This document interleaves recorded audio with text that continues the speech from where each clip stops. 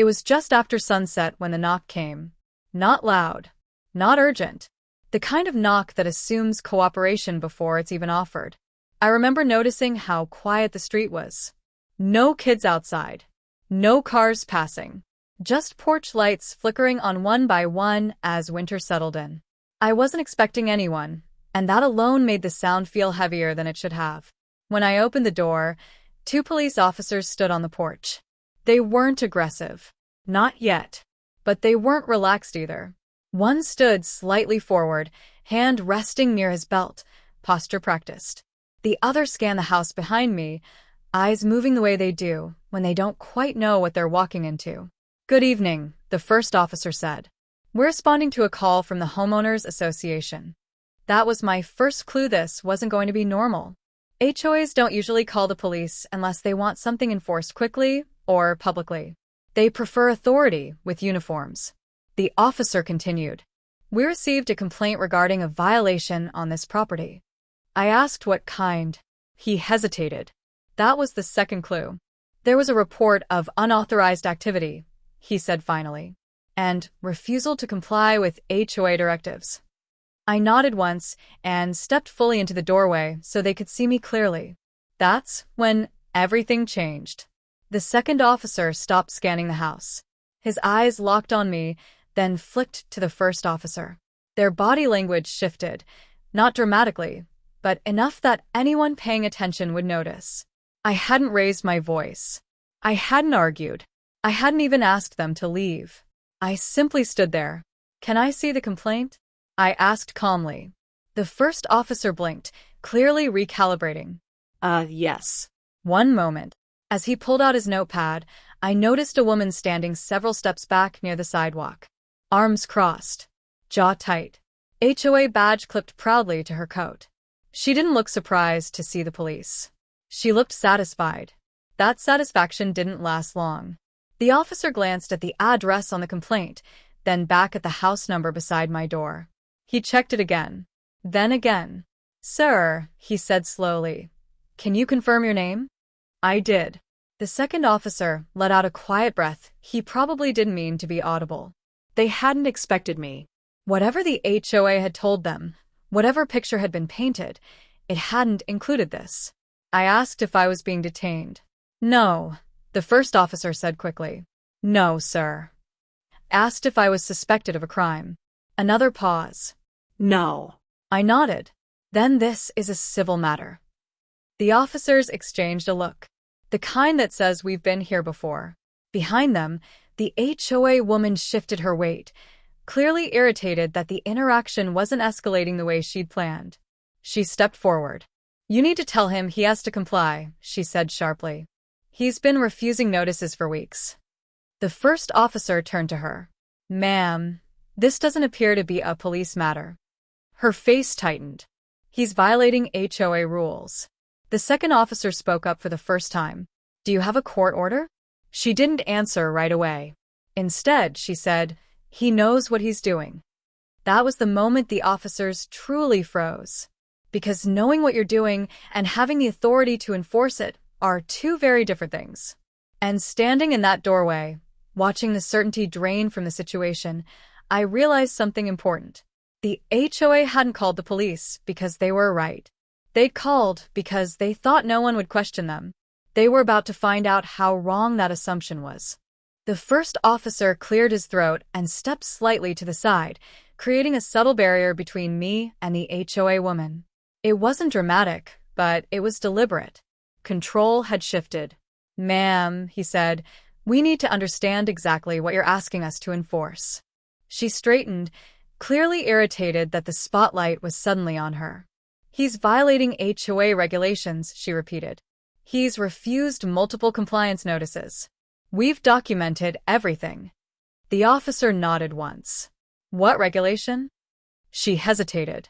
Just a fraction of a second, but it mattered. "There are several," she said. "Parking. Exterior use. Restricted access." I asked calmly, "Which one?" She shot me a look. "You know exactly which one." The officer turned back to me. "Sir, do you live within the HOA?" "No," I said. My property is not part of the association. That statement landed harder than anything else so far. The second officer took a step back and looked at the complaint again. He ran the address through his tablet, fingers moving faster now. The tone of the encounter shifted from enforcement to verification. "Ma'am," the first officer said, "do you have documentation showing this property falls under HOA jurisdiction?" She scoffed. "It's common knowledge." The officer didn't react. "We need something recorded. Deed, easement, anything official." She didn't have it. Instead, she raised her voice slightly. "He's been using community areas. He refuses to cooperate. That's why we called." The second officer looked up from the tablet. "This address shows as a private parcel with no HOA attachment." Silence. I could hear the wind moving through the trees behind them. A car passed somewhere down the street, tires humming on pavement. Everything else felt paused. "That's not correct," she said sharply. The officer didn't argue. He turned the screen toward her. "This is pulled directly from county records," he said. "If you believe it's wrong, that's a civil dispute." Her confidence cracked. "So, you're just going to let him ignore HOA rules?" The first officer shook his head. "We're not here to enforce HOA rules. We're here for criminal matters." She folded her arms. "He's obstructing HOA operations." The second officer met her gaze. "That's not a crime." Her frustration rose visibly. She gestured toward me. "He knows the board is serious." I spoke then, not louder, just clearer. "I've asked repeatedly for proof of jurisdiction," I said. "I've received none. This is the first time police have been used." The officers exchanged another look, this one sharper.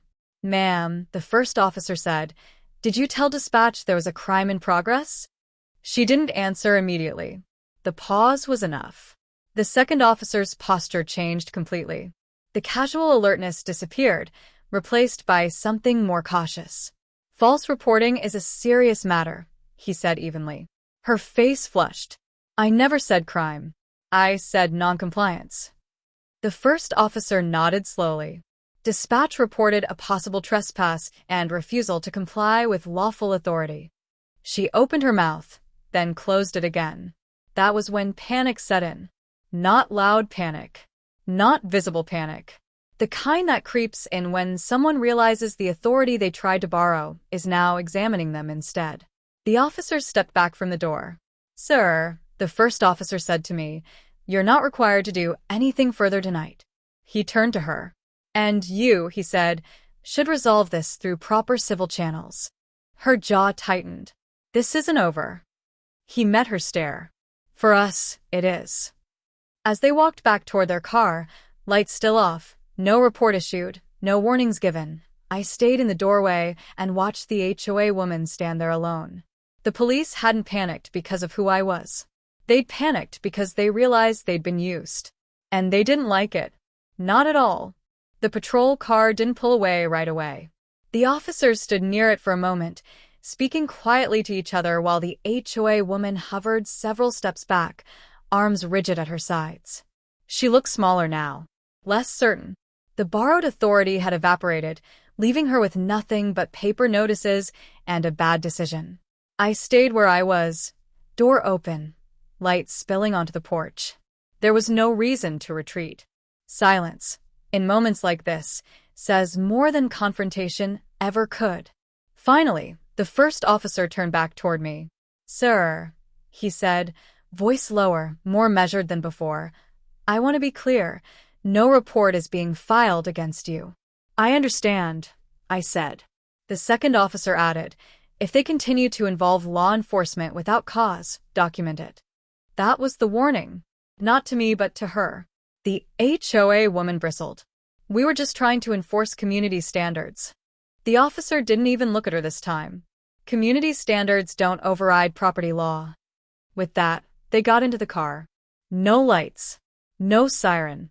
Just the quiet click of doors and the low hum of the engine as they pulled away. She didn't follow them. Instead, she turned on me. "You think this means you win?" she snapped. I didn't respond right away. There was no benefit in escalating.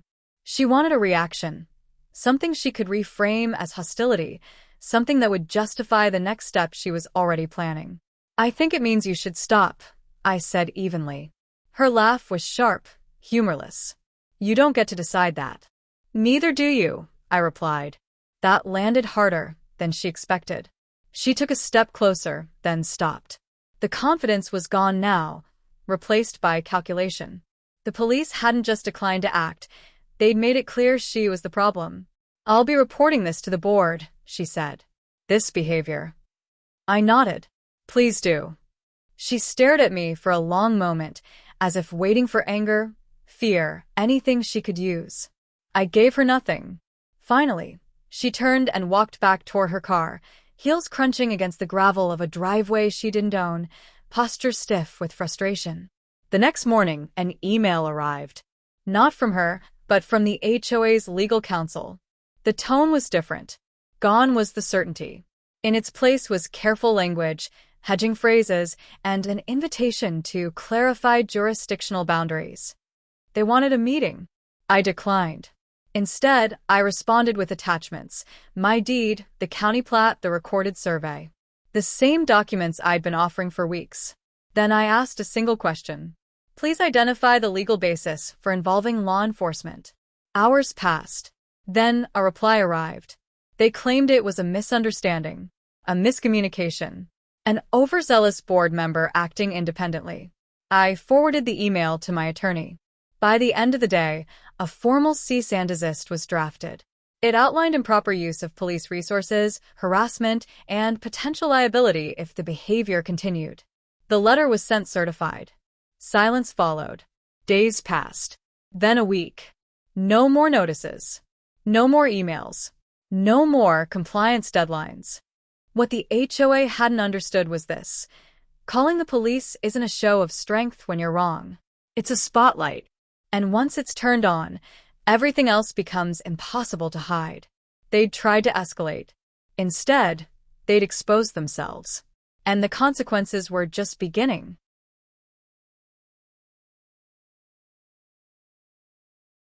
The shift was immediate. Where there had been emails every few days, there was now nothing. No follow-ups. No reminders. No thinly veiled warnings dressed up as friendly notices. The HOA went quiet in a way that felt intentional, like someone holding their breath and hoping the moment would pass. It didn't. A week after the police visit, a certified letter arrived. This one wasn't aggressive. It wasn't even defensive. It was cautious, carefully worded, reviewed by more than one set of eyes. The HOA acknowledged that my property was not subject to association governance. Not apologized. Not admitted wrongdoing. Just acknowledged. It was enough. They confirmed in writing that no further enforcement actions would be taken, that prior notices were issued in error, and that law enforcement would not be contacted again regarding my address. The subtext was clear. We understand where the line is now. Neighbors started to notice. A man from 2 houses down stopped me while walking his dog. "Police really came here?" he asked quietly. I nodded. He shook his head. "They've been pushing hard lately. Guess they pushed the wrong door." Another neighbor emailed me later that week, thanking me for making it stop. Apparently, the HOA had been threatening multiple homeowners with escalating enforcement, leaning heavily on the idea that noncompliance could become a police issue. That phrase disappeared overnight. At the next HOA meeting, one I did not attend, the agenda was abruptly revised. The compliance section was shortened. A new policy item appeared: use of external authorities. It was passed unanimously. The board member who had called the police stepped down 2 weeks later. No announcement. No explanation. Just her name quietly removed from the roster. I never heard from her again. What stayed with me wasn't the confrontation, it was how quickly authority dissolved once it was questioned by the wrong people. The HOA hadn't backed off because I demanded it. They backed off because the police didn't play along. Law enforcement doesn't like being used as leverage in private disputes. And once that line is crossed, it doesn't take much for the whole structure to start wobbling. The most telling moment came when a neighbor forwarded me an internal HOA email that had been sent accidentally to the wrong distribution list. It read, "We need to be careful moving forward. External escalation created unnecessary exposure." Exposure. That was the word. Not injustice. Not overreach. Exposure. They weren't worried about what they'd done. They were worried about who had seen it. And now they understood something they hadn't before. Some doors don't lead to compliance. They lead to consequences. And once you knock on those, there's no pretending it was an accident. Life didn't change dramatically after that. There were no announcements. No public apologies. No satisfying moment where someone admitted fault out loud. The HOA simply adjusted, carefully, quietly, like an organization that had brushed up against something it didn't fully understand, and decided not to test again. The notices stopped completely. Months passed without a single compliance reminder bearing my address. My name disappeared from internal discussions. It was as if the property itself had been erased from their map, not because it was hidden, but because acknowledging it now carried risk. The police never returned. And that, more than anything else, told me everything I needed to know. Neighbors grew more confident after that. I noticed it in small ways. People asked more questions at meetings. They requested documentation instead of accepting explanations. They pushed back politely, calmly, when something didn't sit right. Authority, it turns out, depends heavily on silence. Break that silence with facts, and it starts to weaken. I kept copies of everything. Not out of paranoia, but out of clarity. The deed, the survey, the correspondence, the certified receipts. All of it lived in one folder, untouched but ready. Because quiet authority isn't about winning arguments. It's about knowing where you stand. The HOA had tried to use the police as a shortcut, an external force to do what they couldn't legally justify.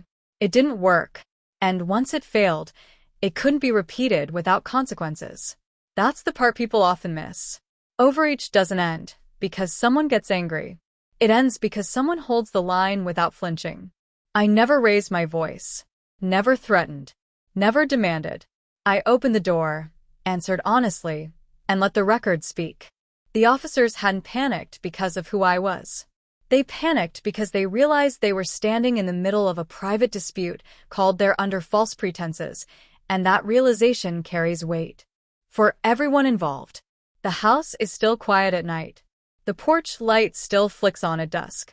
The door still opens the same way it always has. But now, when someone considers knocking with borrowed authority, they think twice. Not because I'm difficult, but because I'm documented. And, in the end, that's what held.